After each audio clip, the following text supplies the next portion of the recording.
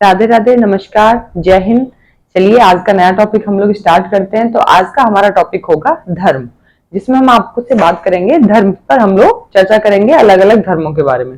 तो देखिए, हम लोग बताएंगे धर्म है क्या। धर्म का जो अर्थ है वो है धारण करना। क्या है धर्म का अर्थ? धर्म का अर्थ है धारण करना। अगर आप देखेंगे, सर्वाधिक जो अनुयायी हैं वो ईसाई धर्म को मानने वाले हैं। ठीक है, तो हम सबसे पहले धर्म के बारे में चर्चा करेंगे, बौद्ध धर्म के बारे में। तो आप देखिए, बौद्ध धर्म में हम बात करते हैं बुद्ध की, जिन्होंने बौद्ध धर्म को स्टार्ट किया। यहाँ पे आप देखेंगे कि ये जो बुद्ध हैं, इन बुद्ध का जो बचपन का नाम या जो इनका जो मूल नाम था वो क्या था? इनका जो बचपन का या जो मूल नाम है वो था सिद्धार्थ। यहीं पे आप देखेंगे कि इनका जो जन्म हुआ वो कहाँ पर हुआ था। इनका जन्म हुआ था लुम्बिनी वन में, पिपरवाह नामक स्थान पर इनका जन्म हुआ था। इनकी जो मृत्यु जो हुई थी वो हुई थी पावा या पररौना में इनकी मृत्यु हुई। यहीं पे आप लोग नोट करेंगे कि इनकी जो माता का जो नाम है वो क्या था। इनकी माता का नाम था माया देवी या महामाया भी इनको बोला जाता था, इनकी माता को। यहीं पे आप देखेंगे इनके पिता का नाम क्या था। तो जो इनके पिता का नाम था वो क्या था? इनके पिता का नाम शुद्धोदन। नेक्स्ट आप देखेंगे इसमें इनकी मौसी का नाम क्या था। तो इनकी जो मौसी थी, बुद्ध की जो मौसी थी, बुद्ध की मौसी का नाम था प्रजापति गौतमी। यहीं पे आप देखेंगे कि इनके जो चचेरे भाई थे, ठीक है, जो इनके चचेरे भाई थे उनका नाम था देवदत्त। क्या नाम था? चचेरे भाई का जो नाम था वो था देवदत्त। इसी में आप लोग देखेंगे कि इनके मुसेरे भी भाई थे जिनका नाम था नंद। और इनकी जो पत्नी थी उनका नाम था यशोधरा, जिनकी 16 वर्ष की उम्र में ही विधवा हो गई थी। यहीं पे आप देखेंगे कि इनके जो पुत्र का नाम है बुद्ध के, वो था राहुल। तो यहाँ हमने आपको बताया इनके जो भी परिवार में जो भी इनकी फैमिली थी उन सबके बारे में हमने आपसे चर्चा की। अब यहीं पे आप लोग देखेंगे इनके गुरु का नाम। तो इनके जो गुरु का नाम था वो था अलार कलाम। ठीक है, पूछ लिया जाता है यहाँ से। यहीं पे देखेंगे बुद्ध के समय के 4 महाचिन्ह, जिसमें आप देखेंगे बुद्ध के समय के जो 4 महाचिन्ह थे, जिसमें था मृत्यु, मृतक मतलब मृतक था, रोगी था, इसमें वृद्ध था, साथ ही एक और था सन्यासी। तो ये थे बुद्ध के समय के 4 महाचिन्ह। कौन कौन से? मृतक, रोगी और सन्यासी, और आप देखेंगे इसमें वृद्ध। तो ये थे 4 महाचिन्ह किसके समय के? बुद्ध के समय के। आगे आप इसी में देखेंगे हम लोग डिस्कस करेंगे महावीर निष्क्रमण, जिसे बोला जाता है गृह त्याग। तो जो बुद्ध ने जो गृह त्याग किया था वो गृह त्याग किया था इन्होंने 29 वर्ष की उम्र में। और इनके जो उस समय पर सारथी थे, सारथी का नाम था छंदक। और जो इनका जो प्रिय घोड़ा था उस समय पे, उसका नाम था कंथक। और जो इन्होंने गृह त्याग किया था, जहां पर इन्होंने गृह त्याग करते समय जब वस्त्रों का जब त्याग किया, तो अमोना नदी के किनारे पर इन्होंने वस्त्रों का त्याग किया। अब आप देखेंगे बुद्ध के ज्ञान प्राप्ति के बारे में हम लोग चर्चा करेंगे। तो जो बुद्ध को जो ज्ञान जो प्राप्त जो हुआ वो बोधि वृक्ष मतलब कि पीपल वृक्ष के नीचे इन्होंने ज्ञान प्राप्त किया। साथ ही आप देखेंगे कि इन्होंने 49 दिनों में ज्ञान को प्राप्त किया था, गया या बिहार में। और किस दिन किया था? वैशाख पूर्णिमा के दिन। अब देखिए, वैशाख पूर्णिमा का दिन जो है बौद्ध धर्म के अनुयायियों के लिए क्यों महत्वपूर्ण है? क्योंकि जो बुद्ध जो थे, इनका अगर हम बात करें जन्म की, तो इनका जन्म भी वैशाख पूर्णिमा के दिन हुआ था, इनकी मृत्यु भी वैशाख पूर्णिमा के दिन हुई थी। साथ ही आप देखेंगे इनको जो ज्ञान प्राप्त हुआ था वो भी इनको वैशाख पूर्णिमा के दिन हुआ था। तो इसीलिए जो बुद्ध धर्म के जो भी बौद्ध धर्म के जो अनुयायी हैं वो लोग जो हैं वैशाख पूर्णिमा को महत्वपूर्ण मानते हैं। जो वैशाख पूर्णिमा का जो दिन है इसको क्या मानते हैं? ये लोग बहुत महत्वपूर्ण मानते हैं। और इसी को आज जो जाना जाता है बुद्ध पूर्णिमा के नाम से भी इसे जाना जाता है, जिसे हम मनाते हैं बुद्ध पूर्णिमा के नाम से। ठीक है, तो इसके पीछे हमने आपको रीजन बताया कि बुद्ध पूर्णिमा क्यों मनाई जाती है। ठीक है, यहाँ तक क्लियर है आपका? आगे आप देखेंगे धर्म चक्र प्रवर्तन। तो धर्म चक्र प्रवर्तन बोला जाता है जब इन्होंने पहला उपदेश दिया। तो पहला जो इन्होंने जो उपदेश दिया था, 5 ब्राह्मण थे काशी के, जहां पर इन्होंने उपदेश दिया था 5 ब्राह्मणों को, काशी के ब्राह्मणों को। कहां पर दिया था? सारनाथ में इन्होंने पहला उपदेश दिया था। अब यहीं पे हम लोग आपको बताएंगे कि इन्होंने जो सबसे ज्यादा जो उपदेश दिए थे वो कहां दिए थे? श्रावस्ती में। साथ ही आप देखेंगे अंतिम जो उपदेश दिया था इन्होंने पावा या जिसको बोलते हैं पड़रौना में इन्होंने अंतिम उपदेश दिया। तो यहां तक हो गए इनके। हमने आपको बताया कि इनको ज्ञान कैसे प्राप्त हुआ, इन्होंने पहला उपदेश कहां पर दिया, और इनके गृह त्याग के बारे में हमने आपसे चर्चा की, और इनके जो परिवार के बारे में और जो भी परिवार के जो भी अन्य सदस्य थे उनके बारे में हमने आपसे चर्चा की। तो आप लोग हेडिंग डालेंगे धर्म, तो धर्म में डालेंगे बौद्ध धर्म पर हम लोगों ने आज चर्चा की। तो हेडिंग डालिए धर्म। धर्म। अब आप यहां पे नोट करेंगे धर्म का अर्थ क्या है। धर्म का अर्थ है धारण करना। क्या है? धारण करना, धर्म का अर्थ है ये। ठीक है। अब आप देखेंगे सर्वाधिक जो धर्म के जो अनुयायी हैं वो कौन थे? ईसाई धर्म के। तो यहां पर नोट कर लीजिए, सर्वाधिक धर्म के अनुयायी कौन थे? ईसाई धर्म के। ठीक है, क्लियर है आपका। तो हम लोग पहले धर्म पर चर्चा करते हैं, बौद्ध धर्म पर। तो चलिए आगे बढ़िए, नेक्स्ट आप नोट कीजिए बौद्ध धर्म। बौद्ध धर्म में आप लोग देखेंगे कि बुद्ध का जो बचपन का और या फिर उनका मूल नाम जो था वो क्या था। तो यहां पर हम लोग देखेंगे बुद्ध के बारे में, जिसमें इनके बचपन या मूल नाम, बचपन का नाम या, एक मिनट, इनके बचपन का नाम या फिर इनका मूल नाम तो क्या था? सिद्धार्थ। ठीक है। अब हम देखेंगे इनका जन्म कहां पर हुआ बुद्ध का। लुम्बिनी, लुम्बिनी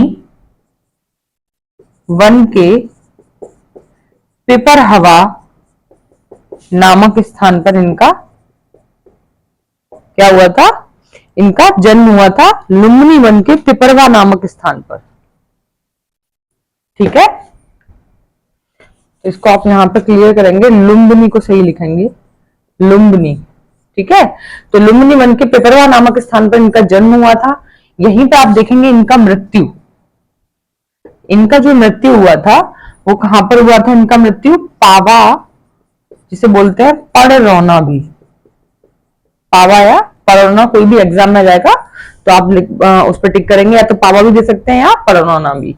अब आप देखेंगे इनकी माता का नाम क्या था। माता का नाम था महामाया, या इनको बोला जाता था माया देवी। ठीक। अब देखेंगे पिता, तो पिता का नाम है शुद्धोधन।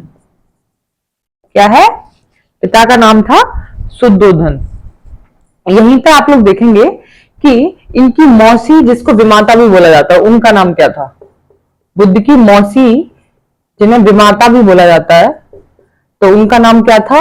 उनका नाम था प्रजापति गौतमी, जो कि बौद्ध धर्म में ये जो है शामिल होने वाली ये जो थी पहली स्त्री थी, प्रजापति गौतमी। ठीक है। अब आप देखेंगे कि इनके मौसेरे भाई का नाम क्या था। बुद्ध के मौसेरे भाई का नाम था नंद, और चचेरे भाई का नाम, चचेरे भाई का नाम था देवदत्त। ठीक है, यहां तक आपका क्लियर है। अब आप देखेंगे बुद्ध की पत्नी का नाम क्या था। पत्नी का नाम, पत्नी का नाम था यशोधरा। ठीक है, और इनके बेटे का नाम क्या था? पुत्र का नाम वो था राहुल। और यहीं पे आप लोग नोट करेंगे इनके गुरु का भी नाम। तो गुरु का नाम क्या था? अलार कलाम। क्या नाम था? अलार कलाम इनके गुरु का नाम था। तो यहां तक आपका क्लियर है। इसमें एक बार हम लोग इसको रिकॉल कर लेते हैं। देखिए, जो बुद्ध हैं, इनके बचपन का जो नाम था वो था इनका सिद्धार्थ। जिसको मूल नाम ये पूछा जाएगा बचपन का नाम, तो आप बताएंगे सिद्धार्थ। यहीं पे आप देखेंगे इनका जन्म हुआ था लुम्बिनी वन के पिपरवा नामक स्थान पर इनका जन्म हुआ था। इनका मृत्यु हुआ था पावा या पड़रौना में।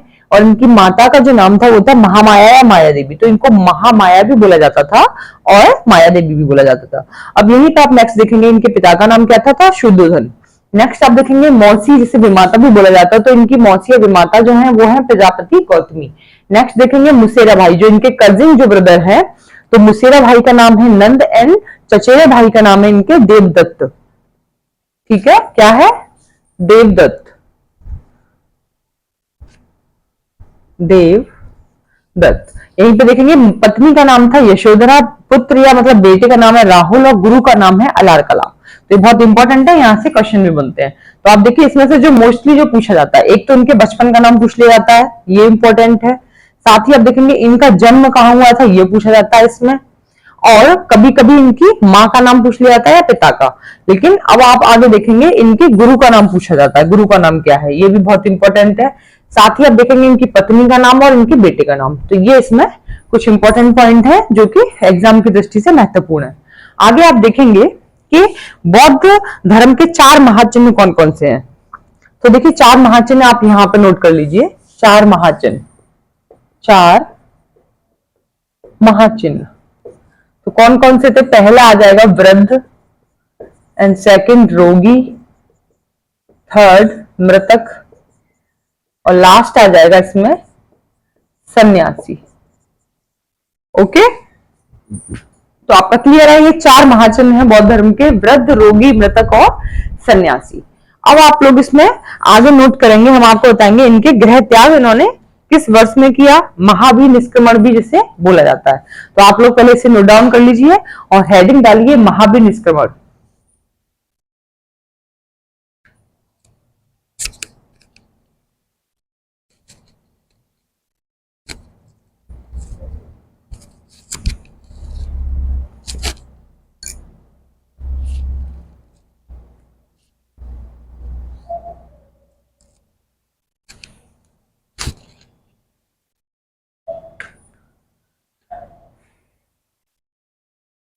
चलिए हेडिंग डालिए आप लोगों ने, हेडिंग डालेंगे आप महाभिनिष्क्रमण।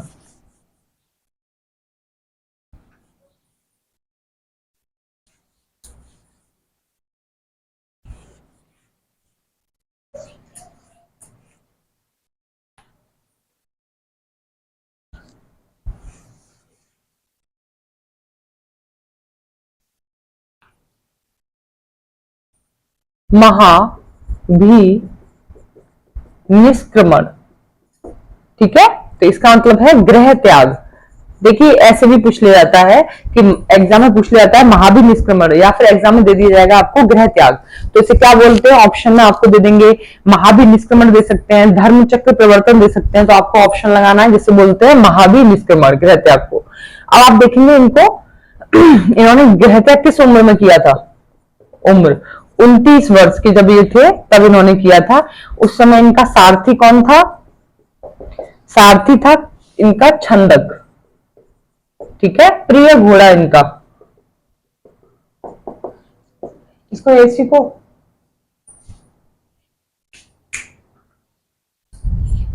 वो कर दो, डाउन कर दो। प्रिय घोड़ा, प्रिय घोड़ा में आ जाएगा कंथक, ठीक है।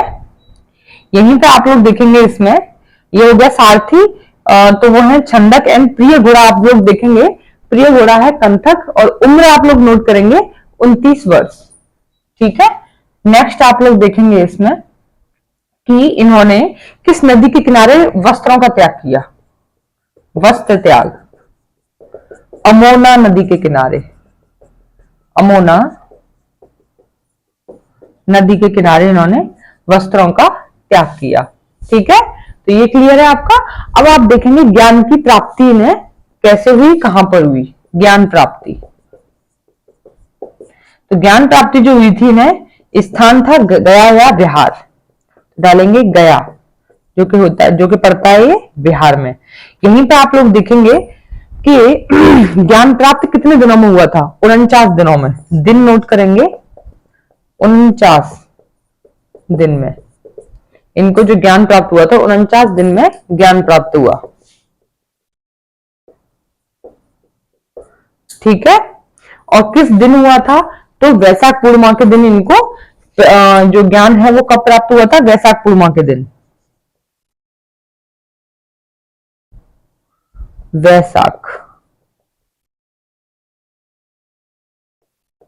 वैशाख पूर्णिमा के दिन हुआ था।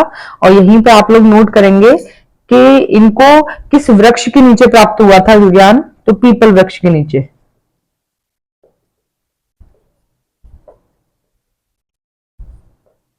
ठीक है।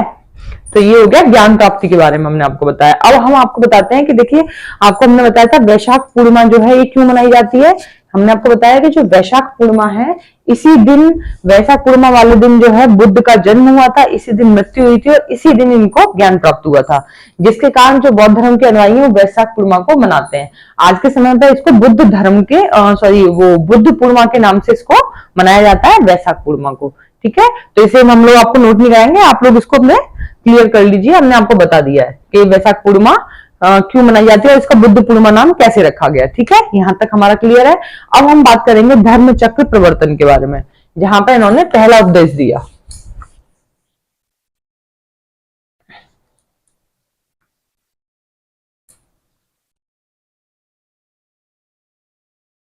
चलिए हेडिंग डालेंगे, धर्म चक्र परिवर्तन। तो देखिए धर्म चक्र परिवर्तन अगर एग्जाम में आता है तो आपको याद रखना है, इसका मतलब है पहला उपदेश।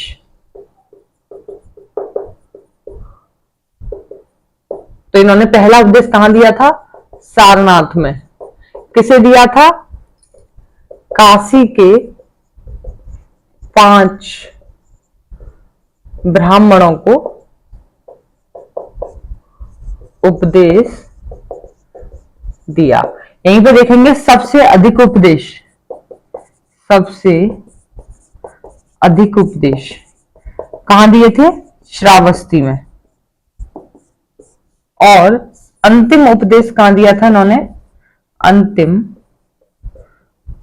उपदेश दिया था इन्होंने पावा, या जिसको आप ब्रैकेट में लिखेंगे पड़रौना में इन्होंने अंतिम उपदेश दिया। तो यहां से क्वेश्चन बन जाता है अंतिम उपदेश कहां दिया था, तो आप बताएंगे पावा या पड़रौना में।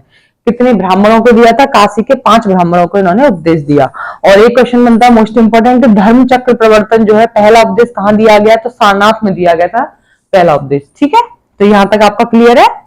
नेक्स्ट आप लोग यहीं पे आप लोग देखेंगे कि बौद्ध धर्म में 4 आर्य सत्य, क्या देखेंगे? बौद्ध धर्म में 4 आर्य सत्य आप देखेंगे, जिसमें आप देखेंगे 4 आर्य सत्य हैं। दुख, दुख का कारण, दुख निरोध और दुख निरोध गामिनी प्रतिपदा। ये थे बौद्ध धर्म के 4 आर्य सत्य। तो इनको भी आप नोट करेंगे। तो हेडिंग डालिए, बौद्ध धर्म के 4 आर्य सत्य कौन कौन से हैं? दुख,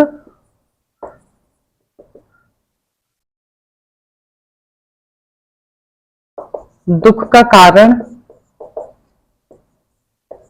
दुख निरोध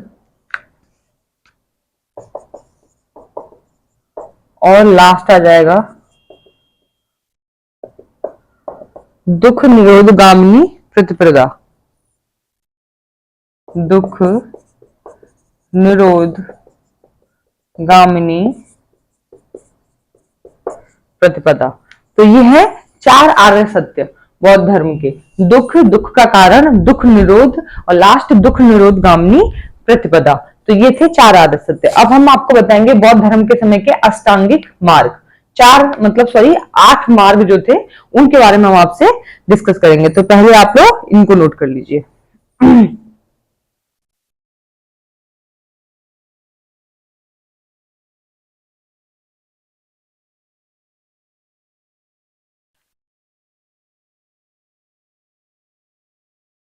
चलिए अब हम डालेंगे अष्टांगिक मार्ग।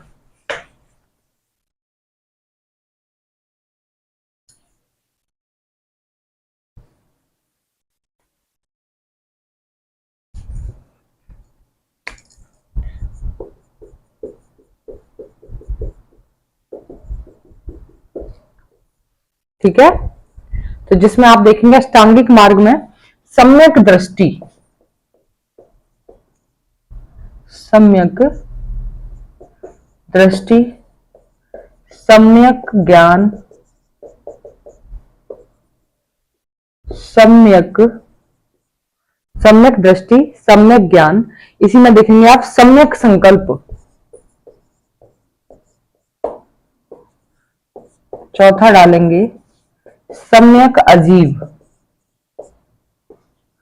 सम्यक कर्मांत, ठीक है, सम्यक समाधि, सम्यक समाधि, सम्यक व्यायाम,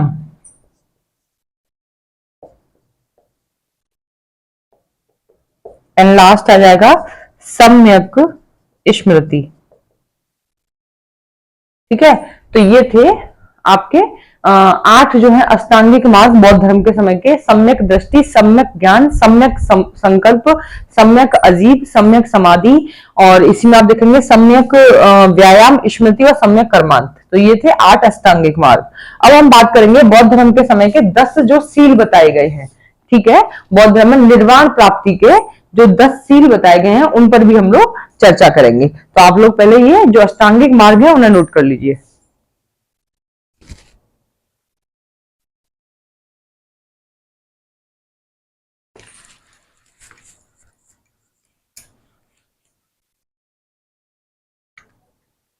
चलिए देखिए, 10 सील, निर्माण प्राप्ति के 10 सील बता रहे हैं हम आपको।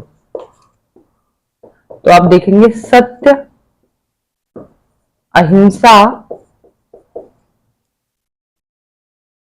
अपर ग्रह, ब्रह्मचर्य, ठीक है, और अस्तेय। साथ ही आप इसमें देखेंगे कि इसमें देखेंगे असमय भोजन ना करना, असमय भोजन ना करना, मद्यपान निषेध, ठीक है, मद्यपान निषेध। इसी में देखेंगे धन संचय,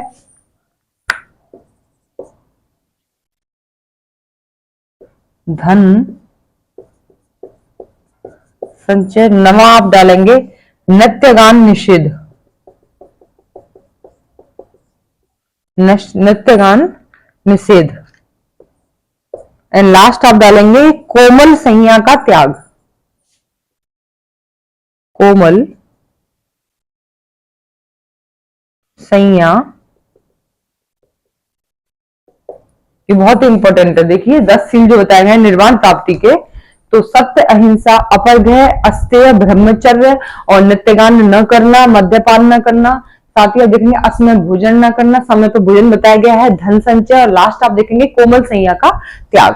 तो ये बौद्ध धर्म के 10 सील बताए गए निर्माण प्राप्ति के। और अष्टांगिक मार्ग में आप देखेंगे ये 8 अष्टांगिक मार्ग में बहुत इंपॉर्टेंट है, और ये हमने आपको बताया ही। अगला आप इसमें नोट करेंगे, इसी में अगला आप लोग देखेंगे कि जो सील बताए हैं, तो 10 सील तो बताए हैं बौद्ध भिक्षुओं के, और इसी में 5 सील जो बताए हैं वो बौद्ध उपासकों के बताए गए हैं। तो इनको और आप लोग नोट कर लेंगे। तो यहीं पे देख लीजिए 10 सील हमने आपको बता ही दिए। पूछ लिया जाता है कि संख्या में कौन से कितने हैं। देखिए सील, तो 10 सील हैं बौद्ध भिक्षुओं के। यहीं पर आप देखेंगे कि 5 सील बताए गए हैं बौद्ध उपासक। क्लियर? 5 सील किसके बताए गए? बौद्ध उपासकों के, और 10 सील बताए गए हैं बौद्ध भिक्षुओं को। तो इसे आप लोग नोट कीजिए, और अगली हेडिंग डालेंगे बौद्ध साहित्य।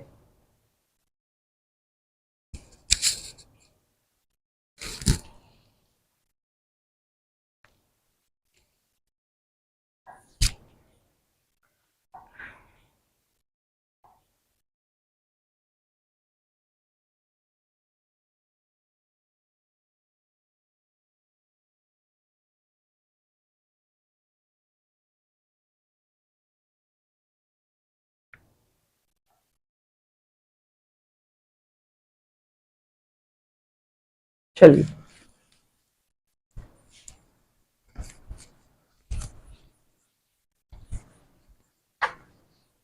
हेडिंग डाली आप लोगों ने बौद्ध साहित्य।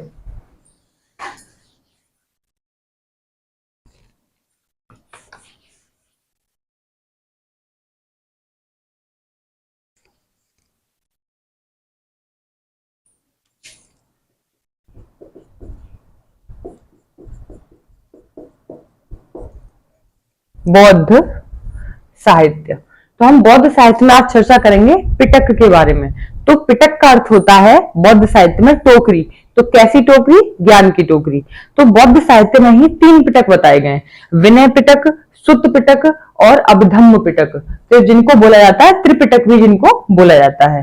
पूछ लिया जा सकता है आप लोगों से एग्जाम में कि कितने त्रिपिटक हैं, किसमें पूछ लिया जा सकता है कितने पिटक हैं बौद्ध साहित्य में। तो आप क्या बताएंगे? बौद्ध साहित्य में 3 हैं, त्रिपिटक है, जिनका अगर नाम भी पूछा जाए तो विनय पिटक, सुत्त पिटक और अभिधम्म पिटक। तो जो विनय पिटक है जिसमें बौद्ध धर्म के नियमों के बारे में चर्चा की गई है, फिर आता है सुत्त पिटक जिसमें उपदेश है बौद्ध धर्म के, लास्ट है अभिधम्म पिटक जिसमें बौद्ध धर्म के दर्शन के बारे में जिसमें चर्चा है। तो आप देखिए बौद्ध साहित्य में बात करेंगे पिटक। तो पिटक का अर्थ क्या है? अर्थ है टोकरी। कैसी टोकरी? तो आप लोग डालेंगे ज्ञान की टोकरी। ठीक है।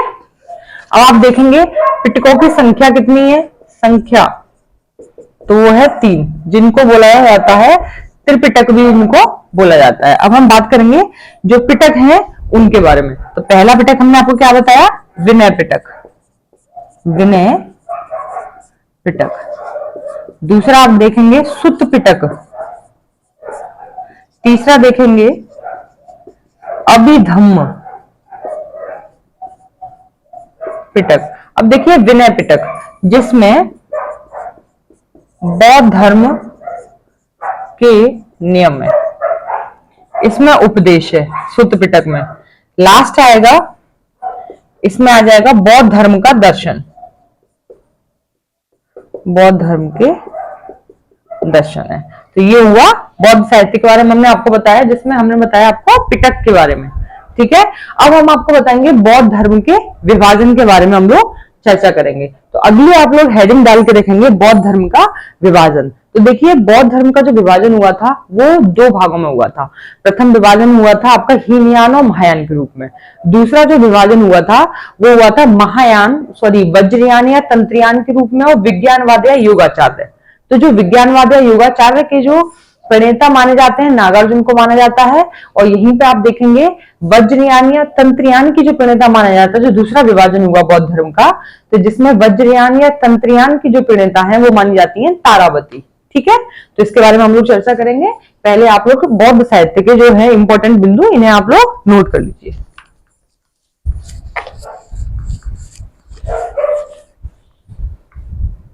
चलिए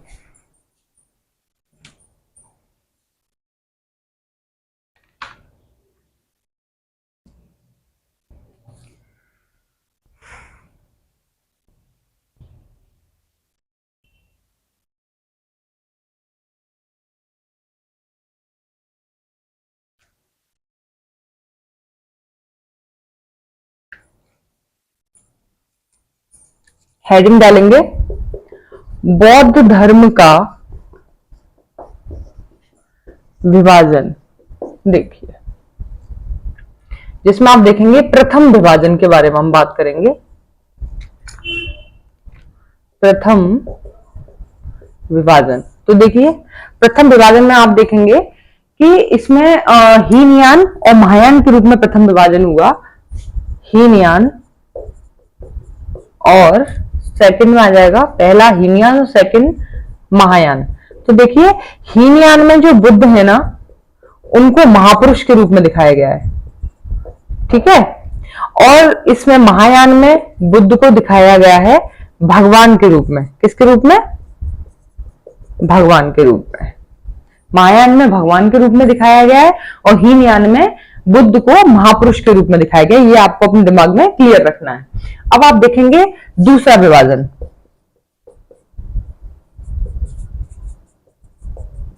ठीक है। दूसरा जो विभाजन हुआ था जिसमें आप लोग देखेंगे कि विज्ञानवाद या योगाचार्य था दूसरा, और वज्रयान या तंत्रयान। तो इसमें देखेंगे विज्ञानवाद या इसी को बोलते हैं योगाचार्य। योगाचार्य। तो इसके जो प्रणेता की अगर हम चर्चा करें, प्रणेता, तो जो इसके जो प्रणेता थे वो आप लोग देखेंगे कि जो इसके प्रणेता हैं वो है नागार्जुन। कौन है? नागार्जुन। अगर आप देखेंगे द्वितीय विभाजन में दूसरा जो पॉइंट आएगा वो आएगा वज्रयान, या आप डालेंगे तंत्रयान। तो इसका जो इसके जो प्रणेता हैं वो है तारावती। कौन है? तारावती है इसकी प्रणेता। दूसरे विभाग में आपने देखा विज्ञानवाद योगाचार्य के रूप में, और दूसरा हुआ वज्रयान या तंत्रयान के रूप में। और जिसकी प्रणेता विज्ञानवाद योगाचार्य के प्रणेता है नागार्जुन है, और वज्रयान या तंत्रयान के हैं तारावती। यहां तक आपका क्लियर है? अगली आप लोग हेडिंग डालेंगे बौद्ध धर्म के कुछ प्रमुख प्रतीक चिन्हों के बारे में।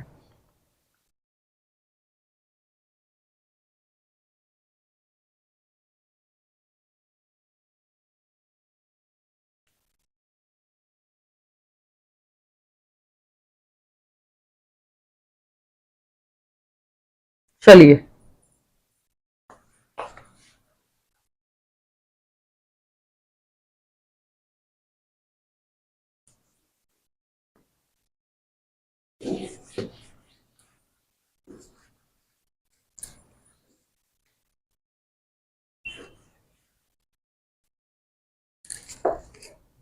तो यहां डालेंगे बौद्ध धर्म के प्रतीक चिन्ह।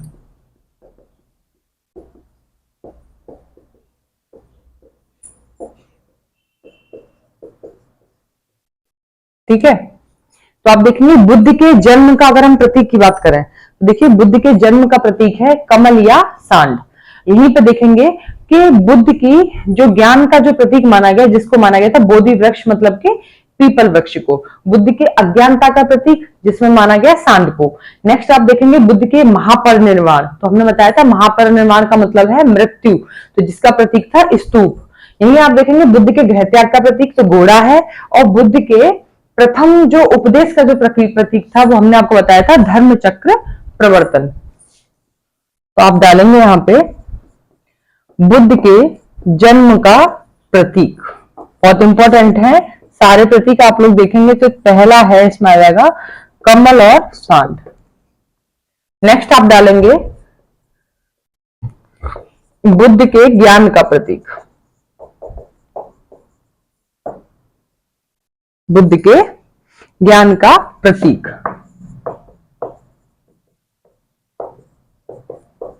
बोधि वृक्ष, जिसे पीपल वृक्ष भी बोला जाता है। ठीक है, और यहां आप देखेंगे अगला बुद्ध के अज्ञानता का प्रतीक। यहां से एग्जाम में क्वेश्चन बनते हैं, सही से आप इनको क्लियर कीजिए। तो बुद्ध के अज्ञानता का प्रतीक कौन है? सांड। ठीक है, बुद्ध के अज्ञानता का प्रतीक है सांड। अब हम देखते हैं बुद्ध के गृह त्याग का प्रतीक। बुद्ध के गृह त्याग का प्रतीक तो वो है घोड़ा। बुद्ध के गृह त्याग का प्रतीक क्या है? घोड़ा। नेक्स्ट आप लोग देखेंगे बुद्ध की मृत्यु का प्रतीक, जिसे महापरिनिर्वाण भी बोलते हैं मृत्यु को। तो आप देखेंगे बुद्ध के महापरिनिर्वाण, इसे आप ब्रैकेट में लिख लेंगे, मृत्यु का प्रतीक था स्तूप। क्या है? स्तूप। अब आप देखेंगे बुद्ध के प्रथम उपदेश का क्या प्रतीक है? बुद्ध के प्रथम उपदेश, तो बुद्ध के प्रथम उपदेश का जो प्रतीक था वो है धर्म चक्र प्रवर्तन। ठीक है, तो ये थे कुछ प्रमुख जो थे बौद्ध धर्म के प्रतीक या चिन्ह।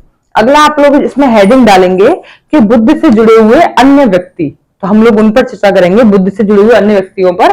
तो पहले आप देखेंगे बौद्ध धर्म के प्रतीक चिन्हों को एक बार अच्छे से रिकॉल कर लीजिए, एक बार इनको नोट भी कीजिए।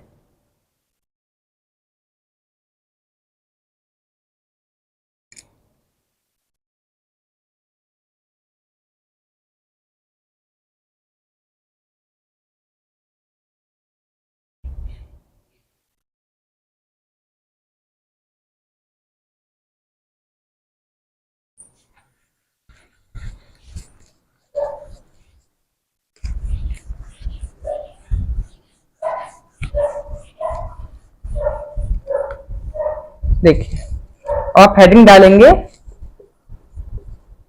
बुद्ध से जुड़े अन्य व्यक्ति। जिसमें आप देखेंगे सुजाता, मार, चुंद, ठीक है। नेक्स्ट आप डालेंगे आनंद, फिर आप डालेंगे आम्रपाली, लास्ट आप डालेंगे प्रजापति गौतमी। तो देखिए सुजाता जो कि सैनिक की पुत्री थी, कौन थी? सैनिक की पुत्री। मार, मार वो था जिसने बुद्ध की तपस्या को भंग करने का प्रयास किया, तो बुद्ध की तपस्या को भंग करने वाला।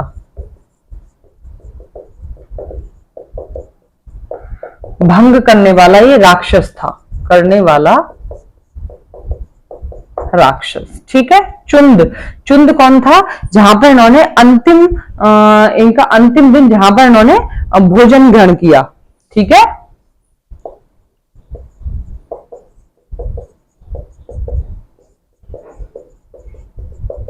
जहां भोजन ग्रहण किया। आनंद, आनंद थे बुद्ध के प्रिय शिष्य। कौन था आनंद? आनंद था इनका प्रिय शिष्य, ठीक है। अब देखिए आम्रपाली, तो आम्रपाली थी बौद्ध धर्म में शामिल होने वाली, ये थी दूसरी स्त्री। तो आप डालेंगे बौद्ध धर्म में शामिल होने वाली दूसरी स्त्री। अब आप देखेंगे प्रजापति गौतमी जो कि इनकी मौसी थी, और ये बौद्ध धर्म में शामिल होने वाली पहली स्त्री थी। बौद्ध धर्म में शामिल होने वाली पहली स्त्री। तो देखिए ये सब थे बुद्ध से जुड़े हुए अन्य व्यक्ति।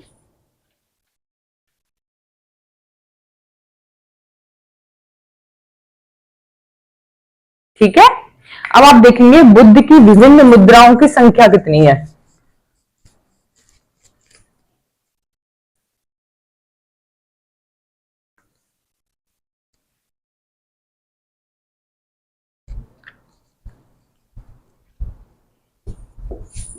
बुद्ध की